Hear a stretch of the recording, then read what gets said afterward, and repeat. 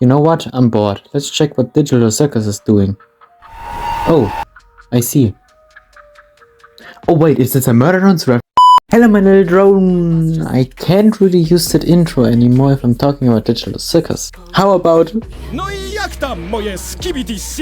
that one either. I think about it later. Welcome back to another video. Digital Circus episode 3 is out and... You know, I'm starting to think... It's okay. It's kinda meh, honestly. Like, I always complained that Murderons had one of the best concepts and never really fully used it. And Digital Circus has amazing characters, but except in the moments where they're supposed to shine, they feel really bland. But in the moments where they are shining, they are amazing. Let me explain. Like, this episode is about character development for Kinger and for Sewell, and maybe Kane, we get into that later. But to prove what I'm saying, the whole therapy session with Sewell and Kinger feels like a plot filler every second until the 1 second where Sewell actually talks how she doesn't like her appearance and how Kane glitches out. Those are the moments that are really good, but everything else of the therapy session just feels like to show that the therapy session is happening while we watch Pomni getting taken over by the Abstract solver. But if we are already on this side of the story, let's stick with it. I really don't know how I'm supposed to feel about the horror in this episode, because at some points it feels like the creators actually want you to be scared in the episode, but otherwise it feels such like a parody of modern video games, of like all those bad horror games with VHS tapes and stuff that come out nowadays. And I honestly can't tell if this is supposed to be a parody or if it's supposed to be taken seriously. Because like when they play the audio recordings, the reaction to finding them and actually using them feels like it's played off as a joke. But while the person is talking, it's so cinematic and atmospheric in the way that the camera moves, and I really didn't understand what I was supposed to think about this in the moment, so it just left me confused. Another thing that left me very confused is the one scene where Pomni and King are in complete darkness and you can only see her glowing eyeballs. This is a typical cartoon trope that is used often, but in Digital Circus it went on for so long and I don't know why. Like, the entire scene is there to be an introduction to the angel lighting up the room as a jump scare. Hello.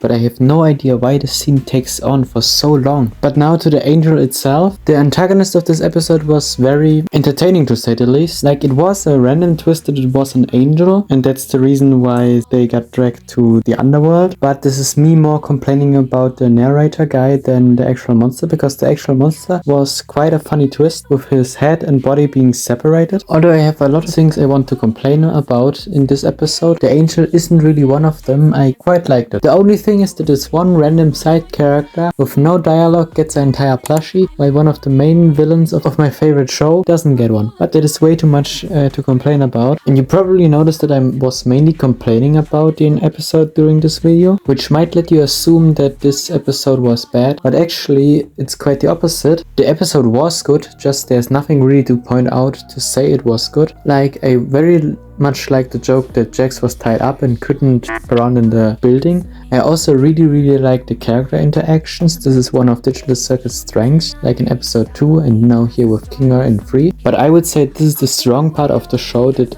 shines in general, but otherwise there's nothing really to point out. That's why I wanted to make a theory originally, that because Jax didn't hold his breath at the beginning of the episode, that this might be evidence of the popular theory that one of the main cast is an NPC. But this was confirmed not to be true by the creator. But otherwise there are just small things I could talk about which wouldn't really make for an entertaining video, like the fact that Kinger actually glows in the dark is like the entire episode kind of a two-sided blade, because on one side it's a cool setup in the beginning of the episode that it's told if Kinger holds his breath he starts glowing, and then in the end of the episode we actually see him glowing. But it's also the typical Digital Circus humor of lol, random things start happening, and in the first episode it still was funny of random things happening, but like the more the show continues, the less entertainment I actually get out of those random jokes. So maybe a thing to mention is that I don't know how good Digital Circus will be in the end of the runtime, because the more episodes come out, the less funnier the episodes get in my opinion, because I still saw episode 1 and 2 in a pretty good light, but now episode 3 is kinda really nothing. It's not bad, but it's also not nothing amazing to write home about. So I guess because this is going to be a short video, because I really don't know what to talk about, the thing we could take away: the future of digital circus is uncertain if this goes on like this, and I think it should really focus on the character building more and also try to stick with it, because it doesn't have to happen now, but Pomni seems to already have forgotten totally about Gamigu. Maybe he becomes a big plot point in the finale or something, I don't know, but this gets me also to the last part of this video: predictions for the futures or wishes for the futures, which would basically just be that I want to see Kane as an actual character, because most of the time he's just the announcer that tells how to play the game. But now with the last episode we see Kane could glitch out, I'm thinking of that Jax could push Kane to his limits and make him into an actual character with flaws and more than just an announcer. Lastly, and especially with the scene in the end, I want Gagatha x Pomni to become real. It would be super unique and refreshing for the characters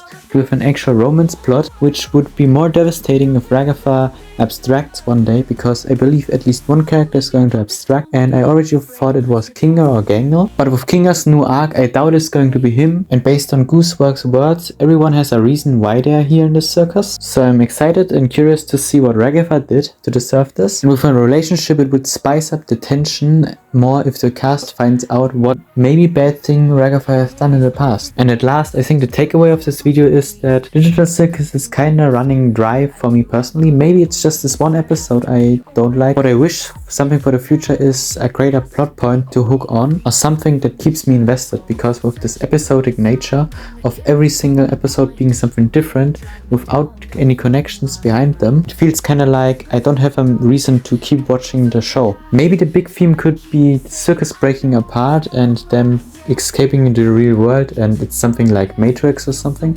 I don't know. It's up for you to decide which one you believe or not. Again, sorry for this short video, but I really don't know what to talk about, because this episode doesn't really offer much except the great character interactions, which I can't really talk about because it's the best to show them yourself. But otherwise, I hope you remember. They wanted money or they wanted something more sexual.